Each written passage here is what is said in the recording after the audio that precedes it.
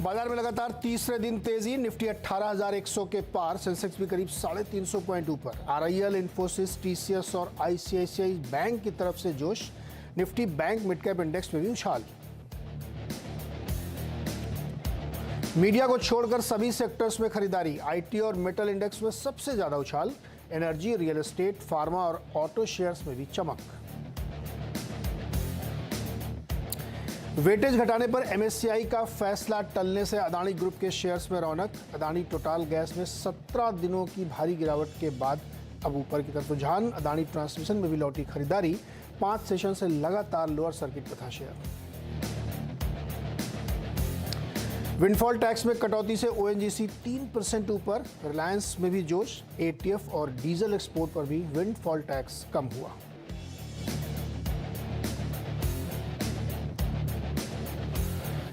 और करीब 3,240 करोड़ रुपए की ब्लॉक डील के बाद 4% से ज्यादा टूटा इंटर ग्लोब एविएशन का शेयर। 4.43% इक्विटी के कई बड़े सौदे हुए। प्रोमोटर शोभा गंगवाल ने कंपनी में हिस्सेदारी बेची।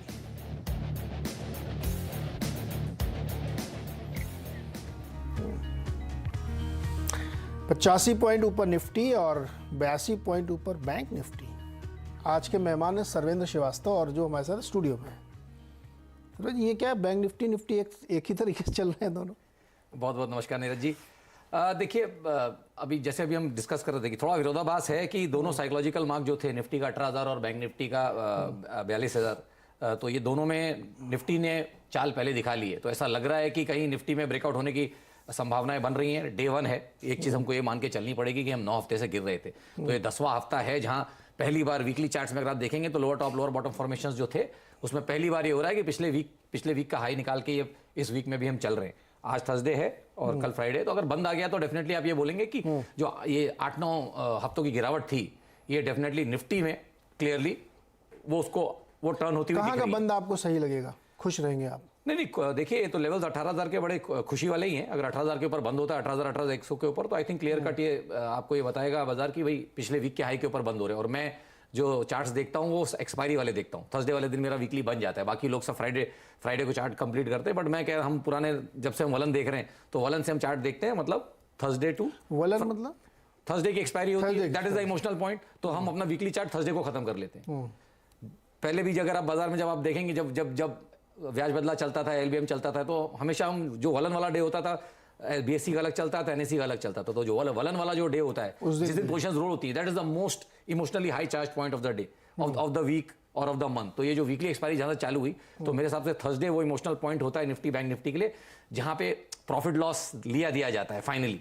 तो थर्सडे का चार्ट हम देखते हैं तो नेट 18 के ऊपर बंद होना चाहिए। 18,100 के ऊपर निफ्टी बंद होता है तो निफ्टी में तो क्लियर कट सिग्नल आ गया है। बैंक निफ्टी में 200 पॉइंट बाकी है, शायद वो भी आ जाएगा 42,000 के ऊपर बंद होना चाहिए। यस, बट फिलहाल लोगों के लिए बहुत बढ़िया ट्रेड है। अगर किसी को निफ्टी लॉन्ग करके रूपी न्यूट्रल बैंक निफ्टी शॉर्ट करना है तो मेरे हिसाब से 3-4% वहां भी बन सकते हैं कि निफ्टी का अगर ये रुझान चला 3-4 दिन, तो ऑलरेडी 1-1.5% से बैंक निफ्टी को आउट परफॉर्म कर रहे हैं हम 4 दिनों से। तो जो रेशियो है उसमें 1% की निफ्टी बैंक निफ्टी का जो रेशियो है वो निफ्टी के फेवर में चल रहा है लास्ट 4 दिन से। तो 1-1.25% की वहां कमाई है, मुझे लगता है 3% की और हो सकती है।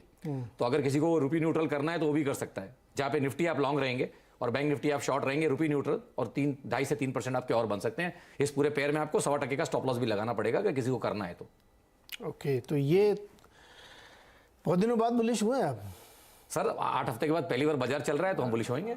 8 हफ्ते के बाद बुलिश है, लेकिन शर्त इस पे ये है, कंडीशनल है कि 18 के ऊपर और उधर 42 के ऊपर होना चाहिए वीकली क्लोजिंग पे। बिल्कुल, तो फिर नई एक रेंज बनती हुई दिखेगी। और अच्छा, रिलायंस चूंकि डिस्क्लोजर है लेकिन फिर भी मैं इस पर राय लेना चाहूँ। 2-3 दिन से बाजार को उसने संभाल रखा है जी। अभी और दमखम है 2453 रुपये में चल रहा है। देखिए हैवीवेट्स का काम ही होता है बाजार को संभालना, तो डेफिनेटली ये जो निफ्टी की जो रैली ये चली है इसमें श्रेय तो पूरा ऑलमोस्ट 60% श्रेय तो मैं बोलता हूँ कि इसको ही जाता है लास्ट 3 दिन के बढ़त में। और एक ही यहाँ पे केवियट है कि देखिए अपने लॉन्गर टर्म एवरेजेस के नीचे चल रहा है ये स्टॉक, तो फिर भी आई थिंक 2510 तक की तो जगह है, तकरीबन 2500 के आसपास इसका 200 डे है, तो 2510 की जगह है। तो मे भी एक और 2 सेशन और डेफिनेटली बाजार को सपोर्ट कर सकता है। तो मैं मान के चलूंगा कि बेस्ट इन द मूव अगर आप बोलेंगे तो अभी बाकी है, बट थोड़ा ओवरबॉट है, तो यहाँ से तो आप नहीं करेंगे। अगर गिरावट आई है और 2420 के आसपास मिलता है लेने के लिए, तो आप 2500 के टारगेट के लिए अगर ट्रेड करना है तो कर सकते हैं, और उस केस में आपका स्टॉप लॉस रहेगा 2375 के नीचे। ओके, तो ये रिलायंस में डिस्क्लोजर हमारा है कि ये इस पे कोई भी आप सौदा करने से पहले अपने फाइनेंशियल एडवाइजर से राय जरूर ले लें। चलिए सवाल जवाब का सिलसिला शुरू करते हैं। संजय कुमार जी पटना से हमारे साथ जुड़ रहे हैं। संजय जी नमस्कार, बताइए क्या सवाल है आपका। हेलो जी जी, गुड मॉर्निंग सर। जी गुड मॉर्निंग, बताइए। सर हमारे पास आईसीआईसी बैंक का 860 रुपए के स्ट्राइक प्राइस से फरवरी मंथ का सर वो 8 रुपया 65 पैसा पे हमने लिया है, ओके, और सर उसमें हम लॉस जा रहे हैं अभी सर। वो 3 रुपीज तक चला गया था, क्या करना चाहिए? इसमें होल्ड करना चाहिए, एग्जिट होना चाहिए, क्या करना चाहिए? देखो भाई, इन्होंने पुट लिया 860 वाला। इन्होंने पुट लिया कि कॉल लिया हुआ है इन्होंने? पुट लिया है ना? पुट लिया हमने। हाँ, 860 का पुट। देखिए यहाँ पे मेरा इनको राय यही रहेगा कि आज जो हाई बना लिया है आईसीआईसीआई बैंक ने मॉर्निंग का, वो इनके लिए स्ट्रिक्ट स्टॉप लॉस हो जाएगा। मैं इनको ऑप्शन पे तो स्टॉप लॉस नहीं दे पाऊंगा, बट मेरा मानना है कि अगर जो आज जो हमने हाई रखा 877 का 877.80, तो 878 का आज कैश में कि स्टॉप लॉस लेके चलें। अगर आईसीआईसीआई बैंक इसके ऊपर ट्रेड होता है 10 मिनट, तो आई थिंक इनको इस ट्रेड में से निकलना चाहिए, क्योंकि आज का हाई अगर निकल गया तो इसमें और मोमेंटम ऊपर में बिल्ड हो जाएगा। तो क्या फाइनली फिर that is the stop loss. 878 के ऊपर इनको स्टॉप लॉस लगा के रखना चाहिए कैश लेवल पे। 878 के ऊपर अगर 15-20 मिनट टिकता है तो इनको अपने ऑप्शन में से निकल जाना चाहिए। तो भाई ध्यान से रखिएगा, स्टॉप लॉस कहाँ पे लगाना है वो लगाइएगा संजय जी, और उसके बाद निकलिएगा। अगला सवाल है संतोष का, अमरावती से। संतोष जी बताइए क्या सवाल है आपका। नमस्कार नीरज जी। नमस्कार सर मेरे बहुत पास नमस्कार। 580 शेयर है अदानी इंटरवेजेस के। ओके, अभी लिया था सर मैंने 1474 पे, और अभी चल रहा है 1830, 356 रुपए का फायदा पर शेयर पे। बहुत ही न्यूज़ ड्रिवन काउंटर सर्वे, इसमें बहुत खबरों का आना जाना। रोज़ सुबह, आज भी देखिए सुबह MSCI वाली खबर आ गई है। तो अगर खबर को एक साइड में रख दें, अब चूंकि इन्होंने सवाल पूछ ही लिया, तो टेक्निकली क्या राय बनती है इसमें, या मुनाफे में बैठे हुए हैं? देखिए वैसे तो आइडली जैसे आपने बोला इसमें जवाब नहीं देना बनता है, बट इतनी खबरों के बीच में है। बट फिलहाल इनको मैं रेंज दे देता हूं, तो आई थिंक 1630 से लेके जो मोटा मोटी अभी जो रेंज मुझे दिख रही है वो 2100 तक की दिख रही है। तो अगर ये 1630 होल्ड करके रखता है नेक्स्ट 4-5-7 दिन, तो ऊपर में 2000-2100 तक का रुझान यहाँ पे दिख रहा है। बट ये खाली एक ओपिनियन है ब्रॉड, बहुत ज़्यादा इसमें नहीं, तो ऐसा भी तो हो सकता है जब आप अच्छे खासे प्रॉफिट में थोड़ा सा प्रॉफिट लेते रहें। बिल्कुल, वो तो अब इनके ऊपर छोड़ूंगा। जैसे मैंने बोला इस स्टॉक में तो मैं बिल्कुल इस समय ओपिनियन ही दूंगा। एक्चुअली संतोष जी बहुत ही न्यूज़ ड्रिवन है, अब रोज सुबह खबर अभी देखिए आज सुबह भी आ गई, तो कहना बड़ा मुश्किल है कि हर घंटे में क्या डेवलपमेंट होंगे। तो एक बेटर स्ट्रेटजी ये भी हो सकती है, अगर आप प्रॉफिट में प्रॉफिट लेते रहिए, थोड़ा थोड़ा प्रॉफिट में है, बिल्कुल लेते रहना चाहिए। स्टक करके बैठने की जरूरत नहीं है। प्रदीप गुप्ता मैनपुरी से हमारे साथ जुड़ रहे हैं। प्रदीप जी बताइए क्या सवाल है आपका। सर ये मेरे पास बजाज हिंदुस्तान के 6000 शेयर हैं 70 के रेट के। हाँ, तो सर ये जो अभी SBI ने इनके ऊपर केस किया है हाँ, जो दिवालिया के लिए, तो क्या मैं शेयर इसमें रहूं या ना रहूं, क्या करूं? अब सर देखिए ये मतलब हाँ ठीक है, देखिए केस का क्या होगा, इनके ऊपर बहुत सारा कर्जा है, मामला चल रहा है, उसका तो कहना बड़ा मुश्किल है कि वो उसमें क्या टर्न आएगा, क्योंकि वो डेवलपिंग स्टोरी होती है। चार्ट वार्ट पे कुछ बन रहा है क्या इसमें? 70 रुपये में इन्होंने लिया है। 70 रुपये में लिया आपने? ये 2011-12 के करीब मैंने लिया था उन्हें। कभी गया था 70 से ऊपर? देखिए जरा 2011 से। हाँ था सर, इसका भाव 450 रुपए का भी भाव था 2000 में। 450 रुपए का शेयर हुआ। नहीं, 2011 में लिया सर लिए नहीं, मैं कह रहा हूँ आपने बोला कि कभी 70 गया, मैं तो 11 के बाद आई थिंक डेफिनेटली एक बार मुझे दिख तो रहा है यहाँ पे, एक टिक तो दिख रहा है, उसी में इन्होंने लिया होगा। उसी टिक में लगता है लिया है, बट मुझे एक ही टिक दिख रहा है, तो शायद उसी टिक में इन्होंने लिया हो। तो 11 पिछले 2011 के बाद से कितना 12 साल हो गए? जी 12 साल का हाई प्राइस 70 है। लग तो रहा है सर 12 साल का हाई, तो या अरे ये तो मतलब तकरीबन 10-12 साल का हाई उसी एरिया में आ रहा है। पूरा शुगर शेयर चल चुके हैं, सेक्टर पूरा चल चुका है, स्टोरी हो चुकी है। अब क्या करें? ये भयानक नुकसान, और 6000 शेयर ले रखे। देखिए सर, ये ऐसी केस स्टडीज में हमने अपने एक्सपीरियंस से देखा है कि इसमें कोई विनिंग सिचुएशन हमारे लिए रहेगी नहीं। यहाँ मैं इनको बेचने की भी राय नहीं दे सकता इस भाव से, ना लेने की राय दे सकता हूँ। कंपनी में इतना कुछ चल रहा है, तो आई थिंक ये तो अभी ऐसा है कि ये इनके विवेक के ऊपर ही छोड़ना पड़ेगा इस पर्टिकुलर ट्रेड को कि इन्होंने किया है। बट एक चीज चीनी शेयर्स के लिए सबको बोल दूं कि ये एक सिक्लिकल सेक्टर है, 2-3 साल के मूव्स रहते हैं चीनी में, उससे ज्यादा रहते नहीं है। तो 11-12 साल होल्ड करने वाला सेक्टर था नहीं, इन्होंने क्यों होल्ड किया मुझे उसके बारे में अंदेशा नहीं है, बट बहुत मुश्किल है इस केस स्टडी पे कुछ यहाँ पे कमेंट करना। प्रदीप जी एक कहानी है, देखिए वोडाफोन की भी चलती है। आज उसका एक टारगेट 2 ब्रोकरेज ने 5 रुपए दिया है।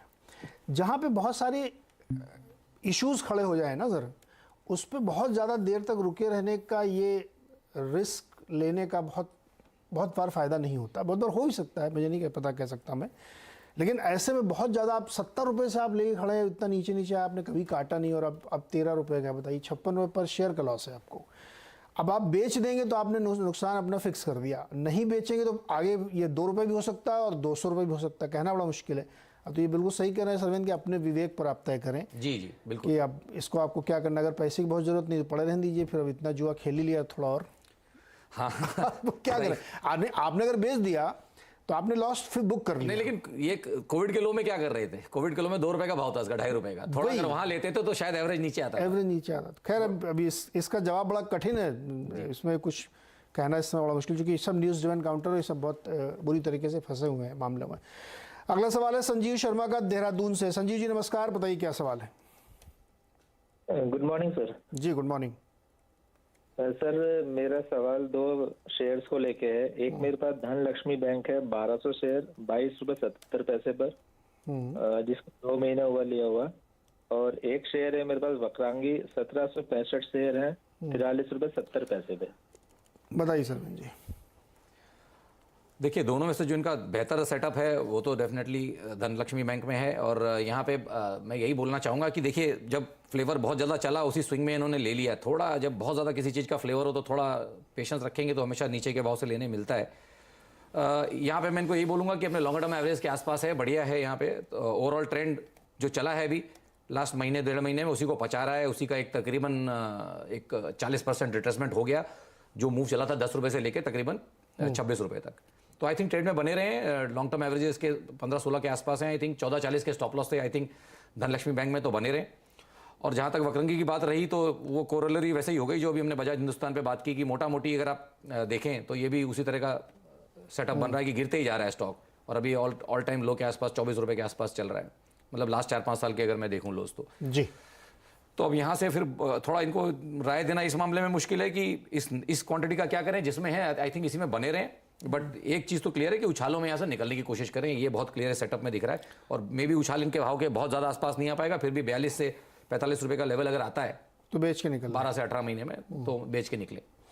अच्छा क्विकली ट्विटर से कुछ सवाल लेते हैं। ज्योति ने लिखा है कि उन्होंने निफ्टी बाई की है 18,150 का कॉल, 23 तारीख की एक्सपायरी वाला 82 रुपये पे। जी आई थिंक जिस तरह का निफ्टी का रेंज ब्रेकआउट हुआ आई थिंक ट्रेड में इनको बने रहना चाहिए। और मे बी एक 34-40 के नीचे एक स्टॉप लॉस यहाँ पे लगा के रखें इस ट्रेड में। और आई थिंक ट्रेड में बने रहें, इसको 1-4-5 दिन और दे दें और ऑटोमेटिकली समझ में आ जाएगा कि निफ्टी की जो रेंज ब्रेकआउट है अगर आज और कल में सस्टेन होती है तो ट्रेड में बने रहें। अगर मे बी मंडे ट्यूसडे तक पैसे नहीं बन रहे तो फिर थोड़ा सा बुक करके निकल जाने में भी समझदारी है। सेम बैंक निफ्टी के लिए 42,200। नहीं, बैंक निफ्टी का तो रेंज ब्रेकआउट अभी हुआ नहीं है और वो कॉल लेके खड़े हैं, तो मैं तो यही बोलूंगा कि जब तक 42,000 के ऊपर बंद नहीं होता तब तक ऑप्शन में क्या है प्रीमियम इनके पिसते रहेंगे। तो जब तक 42,000 के ऊपर बंद नहीं आता मोमेंटम बैंक निफ्टी में आएगा नहीं, तब तक वहां पे कॉल ना बाय करें। 188 में खरीदा, अभी क्या चला दिखाइए जरा। 42,200 लाइव रेट्स नहीं है, इस पे दिखेगा 42,200 का, ये चल रहा है 200 रुपये में। निकलो बेच के फिर तो ना। हाँ मेरे हिसाब से तो निकलना चाहिए, मेरे हिसाब से निकलना चाहिए। या अगर ऑलरेडी ट्रेड में है और थोड़ा स्टॉप लॉस अफोर्ड कर सकते हैं तो आई थिंक एक 15% का करीब यहाँ पे स्टॉप लॉस लगा के रखें और ट्रेड में बने रहना तो बने रहें। बट मेरा मानना ये है कि 42,000 के ऊपर ही मोमेंटम आएगा और इनका प्रीमियम पिस सकता है। यहाँ जब आएगा दोबारा ले लेंगे ना, अभी दोबारा ले लेंगे। करेक्ट, सही है। अगला सवाल है सुशांत कुमार का भुवनेश्वर से। सुशांत जी बताइए क्या सवाल है। सर नमस्ते सर। जी सर। मैं सर आईडीएफसी लिमिटेड का तो 2000 शेयर लिया हूँ सर 91 पे। ओके। आईडीएफसी अभी चल रहा है 77 रुपये का। जी जी जी जी सर। है ना, 90 पे आपने लिया है 2,000 शेयर। सरवेंद आईडीएफसी देखिए जरा। जी देखिए यहाँ पे जो एक आई थिंक कुछ तो यहाँ पे कॉर्पोरेट एक्शन मुझे लग रहा है, क्योंकि डेटा में एक बड़ा सा गैप दिख रहा है मुझे, तो मुझे उसका रीज़न वही लगता है। आई थिंक ये जो गैप डाउन हुआ है इसमें जिस भी कारण से हुआ है, आई थिंक इस गैप को उसको फिल करने में थोड़ा टाइम है। ट्रेड में अभी इनको रहना है तो मेरे ख्याल से बने रहेंगे, क्योंकि अभी अपने लॉन्गर टर्म एवरेजेस के तो ऊपर ही ट्रेड हो रहा है और जो पीछे के मूव्स हैं उसी का मेरे हिसाब से एक करेक्शन रिट्रेसमेंट चल रहा है। तो ये करेक्शन आई थिंक 72 से 76 जो भी चल रहा है, 76-77 चल रहा है। आई थिंक 72-77 एक रेंज है, इसकी सपोर्ट एरियाज वहाँ पे हैं, बहुत ज़्यादा उसके नीचे आइडियली नहीं जाना चाहिए। तो मेरे हिसाब से ट्रेड में बने रहें और लेकिन एक स्टॉप लॉस जरूर लगा के रखें 70 के नीचे। 69.40 का एक क्लोजिंग ओनली स्टॉप लॉस रखें। किसी कारण के उसके नीचे फिसलता है तो थोड़ा लॉन्ग टर्म स्ट्रक्चर थोड़े खराब हो जाएंगे। अच्छा एक बहुत क्विक सवाल है गुरजीत गुलाटी का। 300 शेयर आईटीसी 177 पे लिए थे जी। जानना चाहते हैं ये थोड़ा प्रॉफिट बुक करेंगे, पार्शियल प्रॉफिट? सर बिल्कुल, पैसा आ रहा है और ले लेने में मैंने कहा कभी हरकत नहीं रहती है। अगर थोड़ा बुक करेंगे, 30-40% बुक करेंगे तो रिमेनिंग क्वांटिटी इनकी पूरी फ्री हो जाएगी। इनफैक्ट 40% ये छोड़ सकते हैं, 60% अगर ये प्रॉफिट बुक करेंगे तो इनकी रिमेनिंग क्वांटिटी पूरी फ्री हो जाएगी। तो लोग कह रहे हैं 500 तक जाएगा। देखिए, पैसा कमाने की वो पूछ रहे थे इसलिए बता रहा हूँ। अगर ट्रेड में बने रहना है तो विनिंग ट्रेड में एक खास बात ये रहती है कि आप ट्रेलिंग स्टॉप लॉस से खड़े रहना चाहें तो खड़े रहें। और जो भी इसका लास्ट कंजेशन जोन जो पीछे बना है वो 370 के आसपास बना है, तो 368.40 के क्लोजिंग ओनली स्टॉप लॉस से अगर ट्रेड में बने रहना चाहें तो बिल्कुल बने रह सकते हैं। वो भी एक ऑप्शन है इनके पास, बट क्योंकि आपने पूछा तो मैंने कहा थोड़ा बेच लेंगे तो पैसे free हो दोनों ऑप्शन इनके पास, ये विनिंग ट्रेड है इनका। विनिंग ट्रेड वाले के पास हमेशा ज्यादा ऑप्शन रहते हैं सर, लूजिंग वाले के पास एक ही ऑप्शन रहता है, लॉस बुक करे कि नहीं करे। तो रुके भी रह सकते हैं और आप चाहें तो प्रॉफिट बुक कर सकते हैं। संजय दत्ता हुगली पश्चिम बंगाल से हमारे साथ हैं। संजय जी बताइए क्या सवाल है? नमस्कार सर जी। मुझे फिर आज फिर सर्वेंद्र जी से बात करने का मौका मिला है जी। तो मेरे पास 2 सवाल है। तो पहला है लेमन ट्री होटल, मेरे पास 77 रुपीज पर 200 शेयर है। ये मुझे 2 से 3 महीने तक होल्ड करना है। और सोना BLW है 511 रुपीज पर 115 शेयर, ये लॉन्ग टर्म के लिए है। तो इस पे टारगेट क्या हो सकता है, बताइए क्विकली। देखिए, लेमन ट्री में तो मैं इनको यही बोलूंगा बने रहें, 2-3 महीने के दायरे में बने रहें। तो उसका बेस्ट केस और वर्स्ट केस बता देता हूँ। देखिए, वर्स्ट केस अगर 2 महीने के मैं लेवल्स यहाँ देखूँ तो मुझे लगता है कि 72-73 के नीचे गया नहीं है बहुत ज़्यादा, तो उसके नीचे इनका एक स्टॉप लॉस रहना चाहिए। और जो 2 महीने में इनको टारगेट्स ऊपर में एक्सपेक्टेड रहेंगे वो मुझे लगता है कि अराउंड 85 to 88 के टारगेट्स ये लेमन ट्री में एक्सपेक्ट कर सकते हैं। और जहाँ सोना कॉमस्टार की बात हो रही है, आई थिंक उसका डेटा थोड़ा यहाँ पे, क्योंकि जब से स्टॉक डाला है वहाँ से थोड़ा डेटा कम है एडजस्टमेंट के बाद से, बट मेरा मानना है कि यहाँ पे भी ट्रेड में बने रहें। अभी तो आई थिंक इनके भाव से नीचे है, बट अगर इसको थोड़ा सा टाइम देंगे 12-18 महीने का तो डेफिनेटली थोड़ी यहाँ पे कमाई हो सकती है, तो होल्ड है इसमें। अच्छा, प्रजापति जी हैं, एक ट्विटर पर सवाल भेजा इन्होंने। टाटा स्टील का 110 वाला कॉल 6 रुपये 40 पैसे लिया मार्च एक्सपायरी का, बने रहे? मार्च एक्सपायरी का? हाँ। मार्च एक्सपायरी में तो सर अभी टाइम है मेरे हिसाब से। मैं इनको कैश के लेवल्स दे दूं, ट्रेड में तभी तक बने रहें जब तक स्टॉक 108 के लेवल्स को होल्ड करके रख रहा है, क्योंकि इनके पास मेरे ख्याल से इनके पास कॉल है, राइट? तो 108 जब तक स्टॉक होल्ड कर रहा है कैश लेवल्स में, स्पॉट लेवल्स में, तब तक बने रहे। अगर किसी कारण से 108 के नीचे बंद आता है तो उस दिन जो भी इनके ऑप्शन का भाव रहे तो इनको निकलना है। अच्छा, अगला सवाल है खुशीराम सोनी का। इन्होंने KPIT टेक्नोलॉजीज के 250 शेयर लिए हैं 690 पर, 3 से 5 साल रुकना चाहते हैं। देखिए, बहुत ओवरबॉट है करंटली तो ये इनको मैं यही बोलूंगा कि अब क्योंकि प्रॉफिट में है, दायरा इनका कुछ भी रहे, मैं हमेशा सबको बोलता हूं कि दायरा आपका कुछ भी रहे, अब इसका बेस्ट प्राइस क्या बन गया, मान लीजिए अभी 860 चल रहा है, तो एक चीज तो क्लियर है, अगर आप लॉन्ग टर्म इन्वेस्टर हैं तो आप 20% स्टॉप लॉस के साथ खेल सकते हैं, क्योंकि आप कमाना चाहते हैं मे बी 60 to 70-80% या 2x। तो जब आपका 2x का टारगेट है तो 20% का तो एनी हाउ आपको स्टॉप लॉस लेके चलना है, क्योंकि 20% के नीचे जो भी चीज जाती है टॉप से, अज्यूम ये करते हैं कि चलो यहाँ पे एक बेयर मार्केट चालू हो गया है। तो मेरे हिसाब से तो इनका वहीं पे इनका कॉस्ट के आसपास ही वो लेवल आ रहा होगा मेरे ख्याल से। 160 पॉइंट यहाँ से लेते हैं तो 700 रुपए के आसपास कहीं इनको एक ट्रेलिंग स्टॉप लॉस रखना चाहिए और ट्रेड में बने रहना चाहिए, क्योंकि इनका दायरा उतना लंबा है।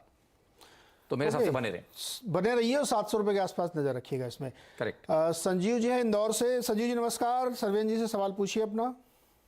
जी नमस्कार सर। जी सर स्पाइस जेट का एक्चुअली मैंने 55 पे लिया था बहुत पहले, उसको एवरेज करके 42 पे आया है, अभी 1000 शेयर है मेरे पास सर। इसमें 6 महीना देख रहा हूँ मैं, तो क्या कर सकते हैं सर? अभी बहुत जल्द गिरा है कल। बताइए, एवरेज करने के बाद भी नीचे? हाँ, एवरेज करने के बाद भी नीचे, लेकिन कितना तगड़ा इन्होंने एवरेज किया है कि ये बोल रहे हैं कि इनका सीधा 32 रुपए का ही एवरेज आ गया है। पॉसिबल नहीं है मैथमेटिकली। नहीं, 42 का है। अच्छा, 42 रुपए का एवरेज, 42 रुपए का एवरेज, ओके। तो देखिए, यहाँ पे थॉट यही है कि स्टॉक तो कंटिन्यूसली डाउन ट्रेंड में ही चले जा रहा है। अब इसका ऑल टाइम अगर हम पीछे जाके लो देखें तो वो उसके आसपास भी कहीं आ गया है, उसके जस्ट उन्हीं लेवल्स के आसपास है, तो 31 के आसपास वो लेवल्स आ रहे हैं। मेरे हिसाब से तो उनको ये राय रहेगी जो उन्होंने एवरेज क्वांटिटी की है, जो इन्होंने लेटेस्ट नीचे में जो एवरेज किए रहेंगे, उस क्वांटिटी पे इनका डेफिनेटली स्टॉप लॉस रहना चाहिए 30 रुपए के नीचे, क्योंकि किसी कारण से 30 रुपए के नीचे गिरता है तो आई थिंक जो करंट नई वाली क्वांटिटी पे भी लॉस शुरू हो जाएगा बड़ा। तो आई थिंक क्वांटिटी थोड़ी कम कर लें 30 रुपए के नीचे, और जो पुरानी क्वांटिटी है उसमें तो खड़े रहें, बट नई वाली क्वांटिटी पे 2940 का स्टॉप लॉस लगा लें। उसके नीचे अगर बंद आता है तो मेरे हिसाब से तो निकल जाए। बहुत ही वीक स्टॉक है फिलहाल, कोई जान जिसको बोलते हैं ना, कोई जान भी नहीं दिख रही है फिलहाल, गिरते ही जा रहा है जी। अच्छा, एक प्रशांत जी ने सवाल पूछा है कि IGL में वो क्या एक्सपेक्ट करना चाहिए कि मार्च तक उछाल आएगा? देखिए स्टॉक बहुत बढ़िया कंसोलिडेशन कर रहा है और वैसे भी ट्रेडिंग स्टॉक तो है नहीं, तो स्लो रहता है, अपने चालों में स्लो रहता है। लेकिन आप लास्ट 3-4 महीने का चार्ट देखेंगे, फिर पूरा 2022 का चार्ट देखेंगे तो इसका वीवैप तकरीबन 400-410 के आसपास का है, उसके ऊपर फिलहाल चल रहा है। तो आई थिंक डेफिनेटली यहाँ पे कुछ एक्यूमुलेशन चल रहा है एक मीडियम टू लॉन्ग टर्म, और अज्यूम यही करके चलेंगे कि ब्रेकआउट ऊपर का आना चाहिए। और ब्रेकआउट के लेवल्स क्या रहेंगे, तकरीबन 450 के आसपास वो स्तर मुझे दिख रहा है। 450 के ऊपर गया तो एक बढ़िया मोमेंटम यहाँ पे डेवलप होता हुआ दिखेगा, और उस केस में मुझे लगता है कि 475-480 के टारगेट भी ऊपर में आएंगे। तो डेफिनेटली एक 10 से 15% की अपसाइड है यहाँ से, तो ट्रेड में बने रहें। और मैं ये मान के चलूंगा कि कहीं एक 408 रुपये 40 पैसे पे स्टॉप लॉस भी मेंटेन करके चले। 400 बहुत क्विकली ग्लोबल हेल्थ देख पाएंगे, मेदांता जो अभी हाल की लिस्टिंग है सर एकदम बहुत कम डेटा है उसमें सर, तो छोड़ दीजिए, रहने दीजिए अभी इसलिए क्योंकि अभी अभी 1 घंटे के अंदर वो 5-6% उछल गया। जी, तो छोड़ दीजिए खैर इसको। तो ये राय बनती है इसमें। तो एक सवाल और, इन्होंने पता नहीं क्या सवाल लिखा नहीं, इन्होंने खाली ये पूछा कि हमने 322 पे लिया, क्या राय। अब सवाल नहीं दीजिए आपका तो हम ले नहीं पाएंगे, और स्टॉक नहीं मालूम है। आज के लिए सरवन जी इतना ही, और धन्यवाद। बहुत अच्छा लगा स्टूडियो में। अरे सर हमें भी बहुत अच्छा लगा। और टाई आपने पीली बनी, इसमें मैं देख रहा हूँ शेयर बना हुआ है। शेयर भी बना है सर, कोशिश यही है कि बाजार में शेयर 18,000 हाँ 18,000 बाजार होल्ड कर ले। और हमारी एक साइट आ रही है ट्रेडिंग प्राइड, ओके, शेयरों के ऊपर, तो हम वो भी कोशिश करेंगे कि वो भी। कौन वाले शेयर के ऊपर? बाजार का शहरी वाला? अच्छा शेयर, बाजार के शेयर सर, ट्रेडिंग शेयर पे आ रही है। हाँ शेयर बाजार वाले बबर शेयर पे। ओके, बब्बर शेयर पे इनकी वेबसाइट भी देखिएगा। चलिए आज के लिए फिलहाल इतना ही, और उम्मीद करते हैं कि आपको सरवेन जी की सलाह से फायदा होगा। धन्यवाद। छोटा सा ब्रेक के बाद खिलाड़ी नंबर 1।